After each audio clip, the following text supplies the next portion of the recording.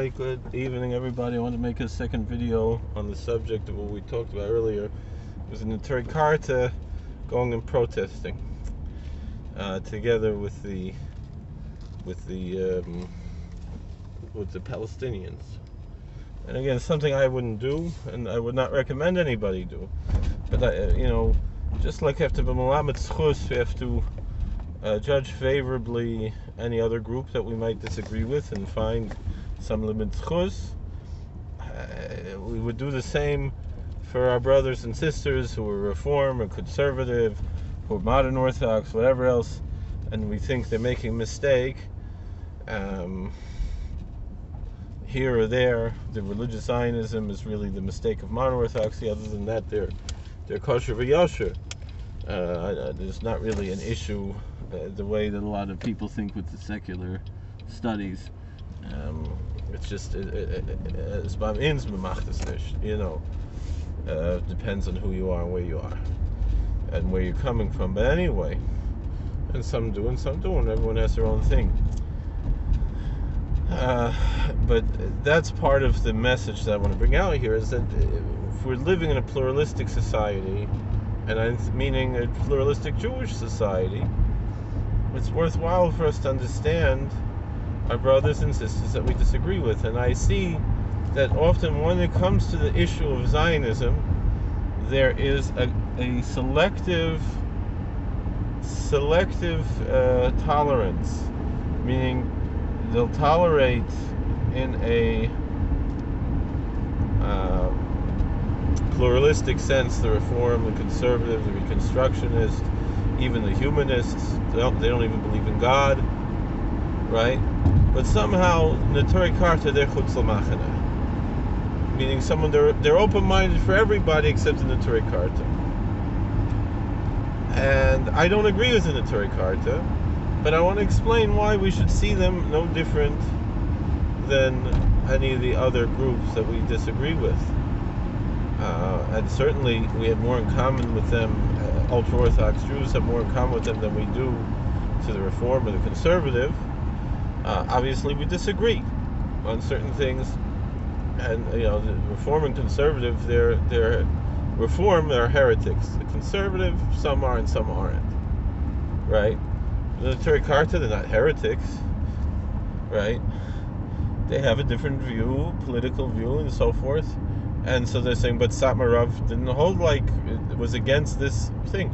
Okay, but not everybody's Satmar, And so that's it's not so simple to just say, well, Satmar Rav didn't hold like this, so how can it? Again, they're not Satmar, and so that's why we want to learn who are these people. What are they? Do they have a shaykhus to Satmar Rav? Of course they do, but they're not Satmar Hasidim.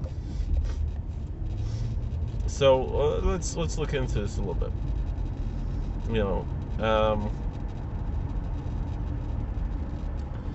So erste Zach, the first thing, what is this Neturei Karta? What does the word mean? I remember there was I always heard the story. There's someone in the shul.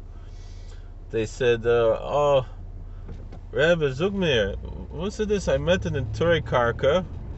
Neturei Karta. They told me to do 3 Shvias. Ich weiß, to do 1 Shvias, 50 Tag noch Pesach. What's this 3 Shvias?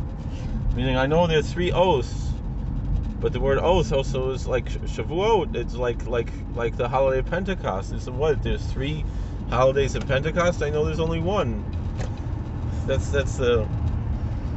So the rabbi says, it's a good thing this with the 3 oaths, but why are you telling a guy who has nothing, is so schwach in Yiddishkeit, he's so weak in his Judaism?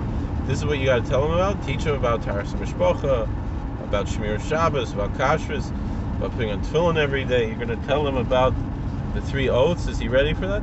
The truth of the matter, and that's one of the things one of my rebbeim will always say, the truth of the matter is, though, every now and then you're going to find someone who is more of a educated person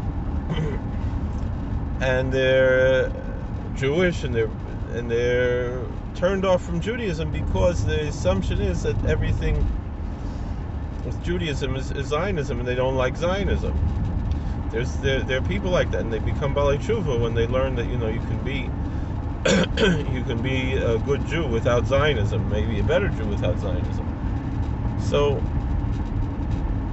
I've often discussed that there has to be a paradigm shift in Kiruv. But the thing is, most of the people paying for Kiruv are religious Zionists, so they're not going to pay for that type of Kiruv. But the truth of the matter is, if Yiddishkeit comes first, before politics, you have to learn how to be all things for all people, like the Christians say. It's that type of thing. We want to be Makarav Yidden to Yiddishkeit. We want to bring Jews, do outreach to Jews who are estranged from Judaism. And if that's our number one goal, shouldn't matter what approach we're taking. Meaning, you have a kid on a college campus who's uncomfortable with things in Israel, you could teach him about the Shalosh Shavuos. And you have a guy who's grew up in this conservative temple and he's very rah-rah Israel. So for him, you learn Rav Kook or whatever it is. You want to be makar of him. So, but that's a separate issue, because it's not really as much of an issue about the Neturei Karta, about the Shalosh Shavuos, which the Satmarav taught and so forth, or even a lot of the Erlich people who use the name Neturei Karta, but the more extremist groups that protest together with the Palestinians. That's what people in our community really feel uncomfortable with. And the truth of the matter is, those same people protest against Satmar. Every year on Tisha B'Av, they make a protest because the Satmar community in Kiryas Joel has a public school for handicapped kids. And I remember there was somebody, he lived in Kiryas Joel, and he was from the more extreme Neturei Karta, B'nai Yol Chevra, and he's collecting money for his son's education. I said, what do you mean? You live in Kiryas Joel, you have a school district there. Was then in Zionim? What, they're Zionists? And so the guy said to me, he says, in the Zionim, they're worse than the Zionists, which to me is ridiculous. And I don't have any problem with the public school in the Kiryas Joel school district, but this is what they say: there's an ergavitz yoinim, because there's no mezuzahs on the doors or whatever it is. And I know, Ramat Levizhnitzer was also, he was upset at Satmar about this and so forth. But anyway, all right, yesh v'yesh. So the Vizhnitzers aren't going to send there, but but this, well, why do you live in Kiryas Joel? Because if you lived in Muncie, you probably would find a program that the school district would pay for, and you'd have everything covered. But because you live in Kiryas Joel and you want to make a point, Kiryas Joel school district, all right, you're not hurting me, but I'm not going to give you money for that because you have it already. I have other things I'm going to give money for. I'm not saying you shouldn't do your thing. Go ahead, you do your thing. But that's, to me, that's extremism. It's not my cup of tea, right? Or maybe still give a few dollars out of Rahmanas. I don't remember what I did. Maybe I gave it, maybe I didn't. I don't know. Sometimes I feel like being nice, even if I disagree. But let's get back to the basics. First of all, this term, Neturei Karta, these two words, what does it mean? So it's Aramaic, two Aramaic words. In Hebrew, you would translate Shomrei Ha'ir. The Ha'ir, with the ayin, right? I like to pronounce the ayin, because the Rambam says you have to pronounce the ayin. So, the guardians of the city. Neturei means, is plural, possessive for the guardians, or the guardians of, and Karta means city. Which city? Is Jerusalem. So they're the guardians of Jerusalem. I've even seen the name translated as the Friends of Jerusalem.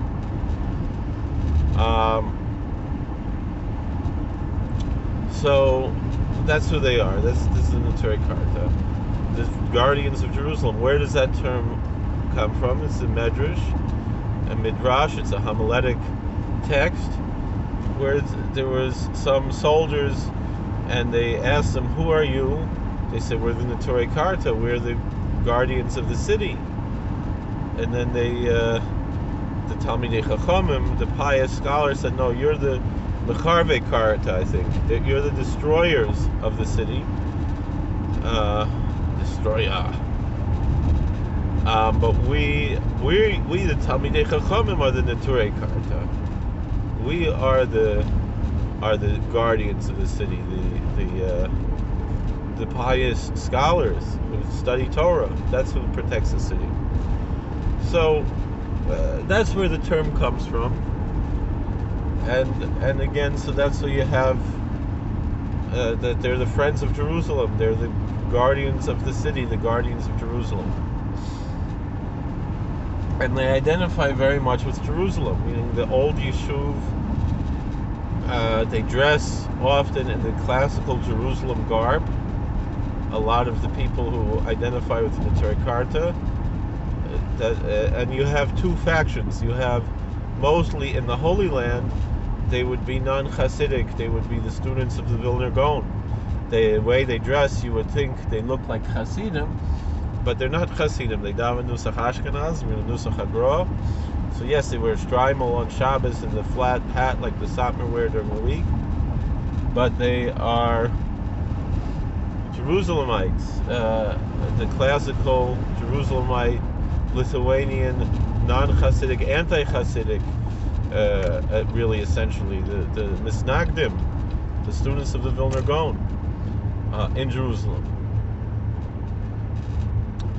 And then you have they're in Jerusalem, and then for the most part, most of them are not going to protest together with the Palestinians, have anything to do with the Palestinians. So you have the one community, Torah V'Yira, which is the same name that Satmar uses in America. Torah V'Yira means the teaching, the law, the Bible, and Yira means fear, meaning the fear of God, the awe of God, the respect for God. And so it means Torah and fear of God, fear of heaven. And so that's the one community in Jerusalem. There was passed away in the 1960s, Rabbi Amram Blau was from that old families, the old Jerusalemite families, and he was the leader of that community, and he was considered to be a very saintly person, and he did not go and protest together with the Arabs. They didn't call themselves Palestinians back then, by the way. And Rabbi Amram, he was a very holy person, and the truth was he was very friendly with the Zionist people on a personal level.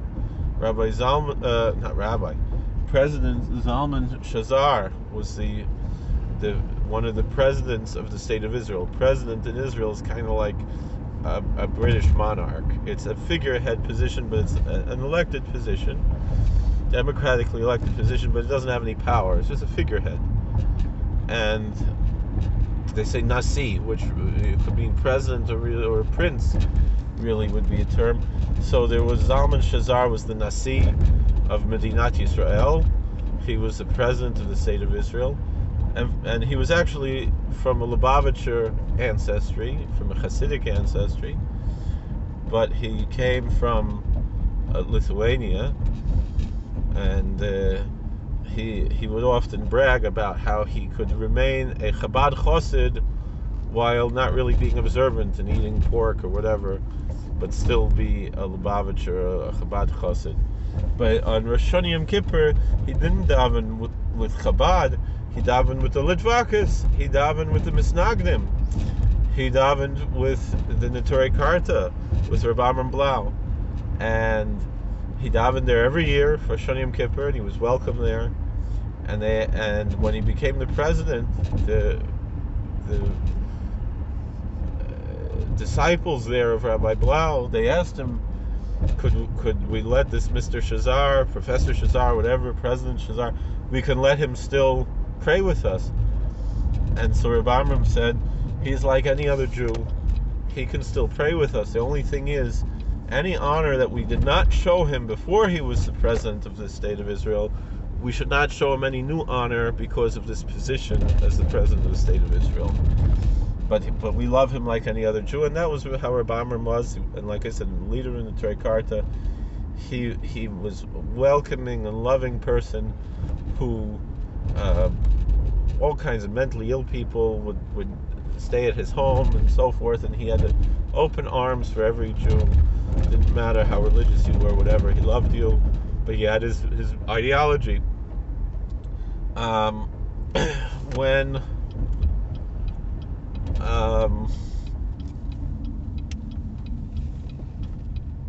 now in later years, you had Moshe Hirsch. I believe he was American. I think he learned in Lakewood. He was a leader of the Neturei Karta in Israel. He passed away a number of years ago, and he was actually friends with Arafat, and he was considered to be some kind of an official in the PLO, or the PA, representative of the Jewish community or something like that. He was the author of the Siddur Vilna, which is a very popular siddur used among many Bnei Yeshiva, and so he was a respected person. But he did do the interactions with the Palestinians. There was a story. There was Yusuf Katuv, Yossi Cohen, or Joey Cohen. He was a Jew, a frum Jew, and he at different times in his life tried different communities, and things got really bad for him in Israel, and he became a member of Hamas and converted to Islam.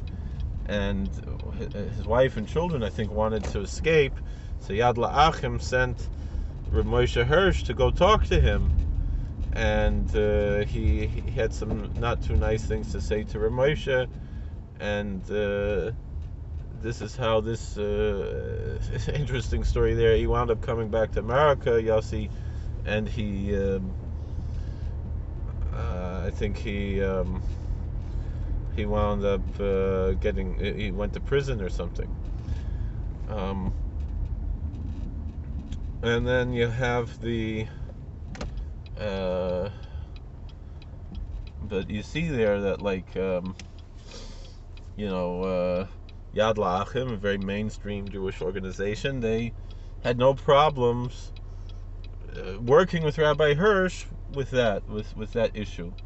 So in America, you had in Reb Amram Blau, you had the brother. I think it was a brother or a cousin of Moshe Blau was with the Aguda, So then you had in America, just passed away, the leader of the Neturei Karta was Reb Moshe Bareback, who I've met a few times. His brother was the chief rabbi of Melbourne, Australia, who passed away recently, and his son is a prominent rav in Monsey. Vishnitzer Chassid, normal, mainstream, but his brother was the extreme Neturei Karta, Reb Moshe, and Reb Moshe Ber, and I had met him and so forth, and the main thing I disagreed with him, and they were more Chassidish, but he had the Shul Beis Yehudi, there was a fire there, the whole thing. My main beef with them was they used to protest. They protest against Satmar and Kiryas Yol, and they also used to protest against Rabbi Leib Steinemann, and that I think is a big chutzpah. And I mentioned this to Yisrael David Weiss, and he said some very nasty things about Rav Steinemann, Zechron Livracha. And even though he had some points and some arguments he was making, B'manav Shech, you don't talk like that about someone who's a Zak and Muflig and a Talmud Chacham and a big Rosh Hashiva, and someone who's totally dedicated to Torah the way that Rabbi Leib was. So, and he was a Choshev Yid, Rabbi Leib. And so I remember once when Rabbi Leib came, he came to speak in Borough Park. We went to go see him, to go listen to the drasha, whatever. You couldn't really hear anything, but just to see the tzaddik, the Gadol Hador, to be able to see. say we saw him. And so I remember the Bnei Yol, they were going and protesting.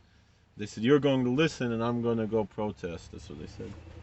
So the and I think the Ger Hasidim were throwing eggs because the Ger Hasidim were very big Hasidim of Rabban Leib. I know the Ger Rebbe was like a Gabba to Rabban Leib, and so the Ger Hasidim were throwing eggs at the Neturei Karta people. That was also not nice, Both sides are wrong.